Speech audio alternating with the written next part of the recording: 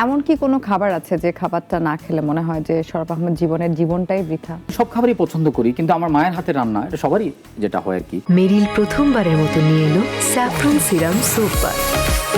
প্রতিদিন গোসলে সিরামের উজ্জ্বলতা। মেরিল serum soap bar. অভিনয় নাকি ডিরেক্টরশিপ, দুটার মধ্যে কোনটাতে বেশি চাপ ফিল করেন? অবশ্যই অ্যাক্টিং, অভিনয়। অ্যাক্টিং, ওকে। ব্যাখ্যা দিব? হ্যাঁ। তো এটা ব্যাখ্যা দিলে আবার পরে অ্যাক্টররা বলে যে তুমি কিন্তু নিজে বলছো যে অ্যাক্টিং অনেক কঠিন, এখন কিন্তু বকা টকা দিতে পারবো না। কিন্তু আমি যখন ক্যামেরার পিছনে, তখন I have lot of people around me, আর ক্যামেরার সামনে আমি জাস্ট একা, is no one with you. So তুমি এখন বুঝে নেও যে কত কঠিন এটা ব্যাপারটা।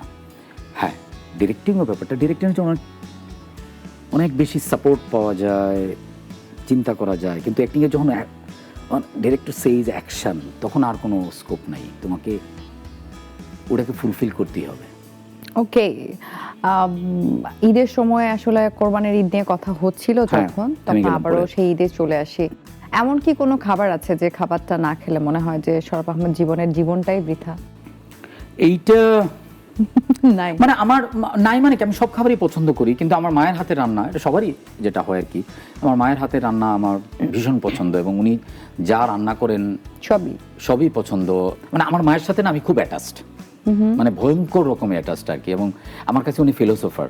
আমি জাস্ট একটা ছোট্ট উদাহরণ দিই, এটা একটু অন্য প্রসঙ্গে চলে আসে। এটা যে আমার চক্কর যখন যাচ্ছিল এবং সেকেন্ড উইক থেকে তো মোটামুটি ভালো হাইপে চলে আসলো, তখন আমি হলটল পাচ্ছিলাম না, আই গট ফ্রাস্ট্রেটেড, এবং এটা মিডিয়াতে ছড়ায় গেল। তখন আমার মা একদিন ফোন করে বললো, এর মধ্যে উনি ঢাকায় এসে একবার ছবিটা দেখে গেল। তো উনি বললেন যে আমি না তোমার ছবিটা দেখছি, আমার না খুব ভালো লাগছে, শোনো আমি জানি তোমার মনটা খুব খারাপ, কিন্তু তোমার আমি একটা কথা বলি, এমনও তো হইতে পারতো যে ছবিটাও খারাপ হইতে পারতো। এটার মানে হচ্ছে, এটা উনি বুঝাইতে চাইছেন এটা যে তোমার হয়তো টাকা পয়সা ভাবে উঠে আসতেছে না বা এটা পাচ্ছ না, কিন্তু ছবিটা যদি খারাপ হইতো তাহলে তো আরো বেশি। উনি কথাটা বলছে আরো খুব গুছায়া, বুঝতে পেরেছি, ঠিক আছে, অনেক গুছায় বলছিল। সো ওই জায়গা থেকে তো মায়ের হাতে বা মায়ের অ্যাটাচমেন্ট ওটাই থাকে। কিন্তু আমার গরুর মাংস খুব ভালো লাগে, মানে যেটা আমি বলতে চাই না এটা না, আপনি তাহলে ওই যে আপনি গরু মানে গরুর মাংস। হ্যাঁ, আরেকটা হচ্ছে আমার ময়মনসিংহ এর একটা প্রিয় খাবার আছে আমাদের, যেটা ঈদে খুব করা হয়, সেটা হলো যে চালের রুটি আর হচ্ছে হাঁসের মাংস। একটু এগ্রো বিজনেস আমাদের মেইন পেশা, আমরা হলো কৃষক আর কি। আমার বাবা কৃষক ছিল, আমিও কৃষক, মানে আরো একটা নতুন পরিচয় পেলাম, আমরা কৃষক। হ্যাঁ, আমরা ফিশারি করি, আমরা আমাদের ফার্মিং, আমাদের হাঁস মুরগি গরু ছাগল সব অনেকগুলো পুকুর আছে আমাদের, এটাই আমাদের মেইন বিজনেস আর কি। সো আমি একসময় কৃষক হয়ে যাব, এটা অলরেডি আমার ফ্যামিলি থেকে আমি ডিসাইডেড, এবং আমি পুরোদমে আর কি কৃষক হয়ে যাবো। এখান থেকে হয়তো ফিল্ম মেকিং করলে করবো, না করলে না করবো, এটা। সো আমাদের সবকিছু আছে, তো ভালো লাগে। ঈদের দিন মানে সুতি পাঞ্জাবি এরকম আমি ইউজুয়ালি তো আমি শর্টস পরি, সো আমি সবসময় পরি, মিটিং টিটিং ও সব এগুলোই করি, কিন্তু আমি জাস্ট অকেশনগুলোতে আমি পাঞ্জাবি পরি, এবং অনেকে বলে পাঞ্জাবি বলে নাকি আমাকে একটু লম্বা লাগে। তো আপনার হাইট নিয়ে আপনার একটা আমার একদম এক্সাইটি নাই, কারণ আমার যত নায়িকাদের সাথে কাজ করে ম্যাক্সিমাম হাইট, আমার যতগুলো প্রেমী পরিচয় সবাই আমার ছিল, ইভেন আমার বউ আমার চেয়ে লম্বা। সো আমার এটা কোনো প্রবলেম নেই, হাইট নিয়ে আমার কোনো হাইট ফোবিয়া আমার নেই। ওকে, ঠিক আছে। সো আমার ওইখানে ময়মনসিংহে আমার মানে ভীষণ আনন্দে কাটে, এটা মানে ভয়ঙ্কর লেভেলে। কারণ প্রতিদিন ঈদের আগে থেকে যখন থেকে যাই, প্রচুর লোকজন আসে, প্রলোভন একদম শহর থেকে লোকজন যায়, বাইক থেকে ভরে থাকে, লোকজন আসতেছে, ছবি তুলতেছে, করতেছে, আমি অনেক সময় রেস্ট নিতেছি। তারকা হওয়ার এই ব্যাপারটা আপনি অনেক এনজয় করেন? আমি এনজয় করি। আমি তারকা না, মানে মানুষ যে আমাকে ভালোবাসে, দিন শেষে মানুষ কি চায় জানো? সত্যিকার অর্থে মানুষ আসলে ভালোবাসাটাই চায়। এই যে একজন আরেকজনকে ভালোবাসে, এটা কিন্তু তার কোনো ক্রেডিট নাই, ও ভালোবাসে এই কারণে যে ও ভালোবাসাটা চায়, ব্যাক চায়। সো আমি যে কাজগুলো করি, এটা আসলে মানুষের ভালোবাসা পাওয়ার জন্যই করি। নেম ফেম টাকা পয়সা ইত্যাদি তো আছেই, কিন্তু দিন শেষে কিন্তু ওই জায়গায় গিয়েই থেকে যায় ভালোবাসা। ভালোবাসার জন্য মানুষ পাগল হয়ে যায়, ভালোবাসার জন্য মানুষ ছাগলও হয়ে যায়। কারণ আজকে যে যার সাথে তোমার ভালো সম্পর্ক, সে তোমার জন্য পাগল, কালকে সম্পর্ক হলে সে ছাগল হয়ে যায়, সে তোমার মামলা করবে তোমার নামে। So this is the reality. So এই মামলা পর্যায়ে আপনার কোনো যেতে হয়েছে? না, আমার কখনোই হয় না। ভবিষ্যতে হতে যাবে। হ্যাঁ, ভবিষ্যতে যেতেও পারে।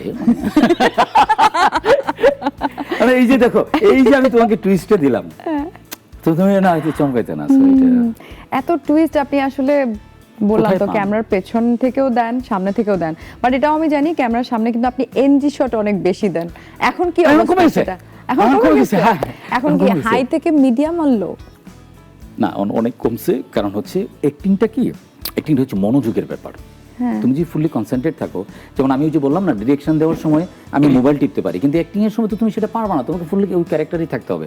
তখন আমি নতুন ছিলাম, অনেক বেশি নতুন ছিলাম, আমার মনোযোগটা একটু কম ছিল। আরেকটা হলো যে অ্যাক্টিং করতে আমার ভালো লাগতো না, এখনো যে খুব বেশি ভালো লাগে এটা না। আমি তো বললামই যে লোকজনের ডাকে আর কিছুটা আমার টাকার প্রয়োজন, এটাকে আমি খ্যাপ হিসেবে নিই। সো আমি দুইটা কারণেই করি অনেস্টলি মাসে স্পিকিং। কয়টা আমি খ্যাপ যদি মারেন আপনি? আমি অনেকগুলো মারি। খুবই অনেস্ট আপনি, এটা খুবই ইন্টারেস্টিং ব্যাপার। হ্যাঁ। ঈদের সময় নিজের কাজ দেখেন না, কিন্তু অন্যের কাজ কি দেখেন? স্পেশালি এবার ঈদে তো অনেকগুলো মুভি রিলিজ হয়েছে। হ্যাঁ, দেখা তো সবার আগে হচ্ছেই। আমি মানে তো গত কোনটা ঈদের গুলো দেখেছেন? দেখছি, এখনো দেখা হয় নাই, মাত্র তো Rockstar? ঢাকায় আসলাম Okay. তোমাদের প্রোগ্রাম করার জন্য, হ্যাঁ, না তো আমি হ্যাঁ, আসতাম। আচ্ছা, তো কোনটা দেখবেন সবার আগে? রকস্টার আছে, রোহিত আছে, কাবিলা আছে, মালিক আছে। রোহিত তো আমি দেখবই, এটা একদম ফার্স্ট প্রায়োরিটি। রকস্টার যে ওটা হচ্ছে যে মানে আমাদের বিজ্ঞাপন সেক্টরেরই রুশো ভাই, বানাইছে, আজমান তো রুশো, হচ্ছে আমাদের ছোট ভাই কলিগ, সো ওইটা তো দেখবই। আর সুমন ভাই তো আমার খুবই ফেভারিট। নাজিবা তুষি তো আমি অসম্ভব পছন্দ করি, মানে অসম্ভব ভালো মানুষ হিসেবে আমি তাকে ট্রিট করি। আর শাকিব খানের ছবির যেটা হলো যে ওনার সাথে আমার 2-3 বার মিট হয়েছে, মিট হওয়ার পরে আমি অ্যাক্টিংয়ের চেয়ে আমি মানুষ হিসেবে তাকে অন্যভাবে ট্রিট করি। মানে খারাপ হচ্ছে এটাও তো দেখতে হবে, জানতে হবে যে, কারণ আমি কতটুকু খারাপ করবো কতটুকু ভালো করবো এটা বোঝার ব্যাপার আছে না। সো আর এটা তো আমাদেরই দেখতে হবে। ম্যাক্সিমাম আতেল প্রকৃতির লোকজনের ছবি দেখে না, ওরা ক্রিটিসাইজ করবে করবে কিন্তু ছবি দেখবে না। আমি তো আতেল প্রকৃতির লোক না, আমি তো সাধারণ মানুষের লোক।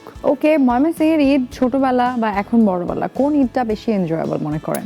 বড় হওয়ার ঈদটা না আমার অনেকটা স্মৃতিচারণের মতো। আমার মনে হয় যে আগের গুলোই অনেক বেশি ভালো ছিল। এখন মনে হয় যে আমার আশেপাশের মানুষগুলো, আমার বন্ধু বান্ধব, আমার পরিবারের লোকজন, আমার বাচ্চারা বা পরিবারের অন্য লোকজন, কিংবা আমি যদি একটু ওয়াইডলি চিন্তা করি যে আমি যে আনন্দটা চাই আসলে সব মানুষ বা সবাইকে সে আনন্দ পাচ্ছে। কারণ আমরা তো সবকিছু মিলিয়ে গত কয়েক বছর ধরে ফিনান্সিয়ালি বলো কিংবা সোশ্যালি বলো আমরা তো একটা ডিপ্রেশনের মধ্যে আছি।